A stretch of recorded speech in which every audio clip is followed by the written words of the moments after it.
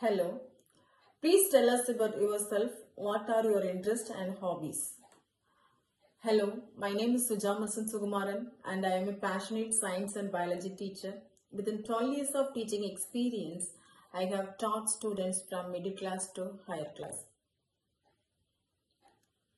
And I have always enjoyed helping students understand scientific concepts through practical learning and real life examples. My teaching philosophy is that every student can learn science when it is presented in an engaging and meaningful way. I aim to create a positive, respectful and student-centered classroom where curiosity is encouraged. Apart from teaching, I enjoy reading, particularly science articles, learning about new discoveries in biology, preparing creative lesson materials, gardening, and watching educational documentaries. These hobbies help me bring fresh idea and real-world example into my classroom. What motivated you to become a teacher for the subject for which you are applying? My passion for teaching began during my college years when I helped classmates understand difficult biology topics. I realized that explaining concept in a simple way gave me a great satisfaction. Science explains how the world works and biology helps the students understand life itself. I wanted to inspire students to think critically, ask questions and become lifelong learners. Over the past 12 years of seeing students improve academically and gain confidence has been my greatest motivation. Teaching is not only my profession but also my passion. For example, one student was afraid of biology because of scientific terminology. I used diagram stories and daily life examples. By the end of the year, the students become one of the top performers in biology. Tell us about your involvement in extracurricular activities that you could coach or supervise. I actively encourage students to participate in extracurricular activities because I am also interested in extracurricular activity because they help develop leadership, teamwork and confidence. I can supervise regularly. I can supervise, for example, science club, biology expression, science fairs, quiz competition, eco club, natural or environmental awareness program, school gardening project, health and hygienic awareness. For example, I guided students to prepare models and ecosystem and renewable energy for a science exhibition. What subject have you taught and at what age levels? During my 12 years of teaching experience, I have taught general science in grades 6 to 10, biology from grade 11 to 12. The topics included cell biology, human anatomy, genetics, ecology, evolution, biotechnology, reproduction, plant physiology, environmental science. I have experience teaching students with different learning abilities and adapt my lessons to meet their needs. How do you prepare to teach your lessons and what do your lesson plans include? Before every lesson, I prepare a detailed lesson plan that includes learning objectives, the main thing, prior knowledge review, motivational active, introduction, interactive teaching, visualize, classroom discussion, practical activities, assessment, homework, reflection also. I use videos, diagrams, PowerPoint presentation, laboratory demonstration and real life examples to make lesson meaningful. For example, when teaching photosynthesis, I first ask students why plants need sunlight. Then I show the diagram, conduct a leaf experiment and finally assess understanding through a short question. Talk about your teaching, two teaching strategy or methods that you effectively use in your classroom. The first strategy I use in inquiry-based learning. I encourage students to ask questions, investigate and discover concepts independently. For instance, instead of simply explaining adaptation, I ask students why polar bear have thick fur. At the same time, why camel have humps. This develops critical thinking. The second strategy is collaborative learning. Students work in groups to solve problems, discuss the concept and present findings. For example, during genetic lesson, particularly in 12th grade, students work together to solve Punnett square problem. This improves teamwork and understanding. When someone enters your classroom, describe the learning activities in which the students are engaged.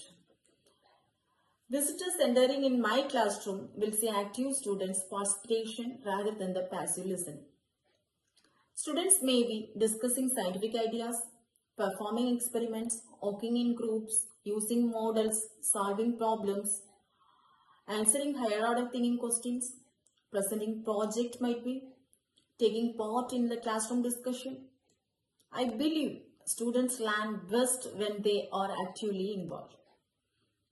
Example, during a lesson on ecosystem, group create food web charts and explain energy flow using classroom material.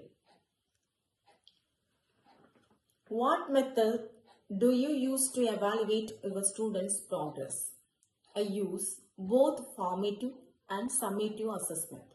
These include oral question, classroom observation, worksheet, assignment, practical activities, group presentation, unit test, project, laboratory records. I also provide regular feedback so students know their strengths and areas for improvement. For example, after teaching genetics, I conduct a short quiz and then discuss common mistakes before moving to the next topic. What technology tool has had the greatest impact on your teaching and students' learning? Describe the impact and any experience you have with a smartboard. Yes, of course, technology also very important. Technology has greatest improved students' engagement.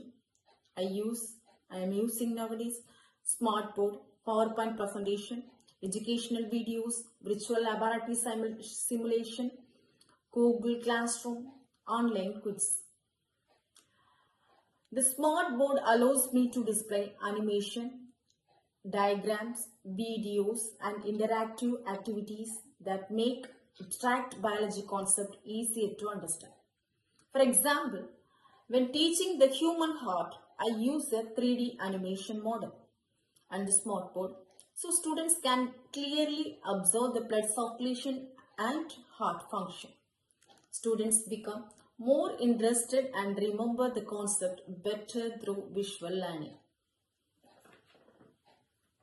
If you have students who are noisy or non-attentive, share ways you regain their attention without interrupting their lesson. I believe classroom management should always be respectful and positive. I regain attention by following. For example, moving closer to students, using eye contact, asking engaging students, for example, asking some questions, changing the activity, giving positive reinforcement, using group participation. These are the things. I avoid shouting because definitely it's not work for. Because maintaining a calm classroom creates a better learning environment. For example, if students lose focus during a lecture, I immediately introduce quick science puzzle. That is very important and it's very worthy also. Their attention return naturally. Describe the most difficult problem you have had to deal with as a teacher and how did you resolve this problem. One challenge I faced was teaching a class where students had very different learning level. Some students understood concept quickly while others struggled. To solve this differentiate instruction, I used in my classroom mixed ability groups, visual aids, additional worksheet, in individual guidance, peer learning. Gradually, weaker students become more confident without slowing down advanced learning.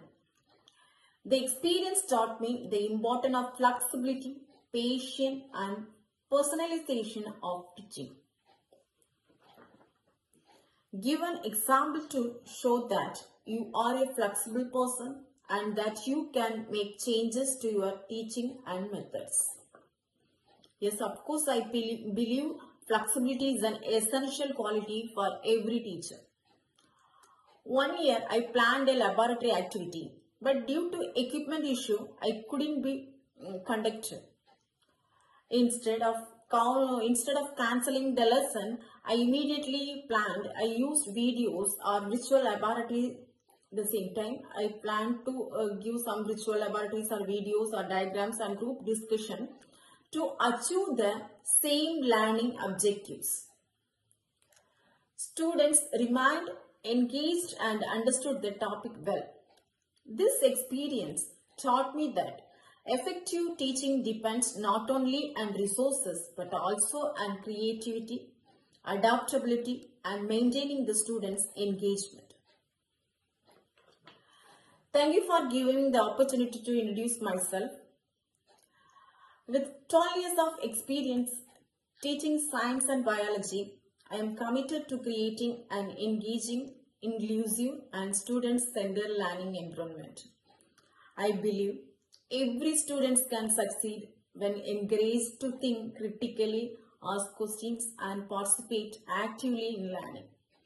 I look forward to contributing my experience, enthusiasm, and dedication to your school community. Thank you for your time and consideration. Thank you so much.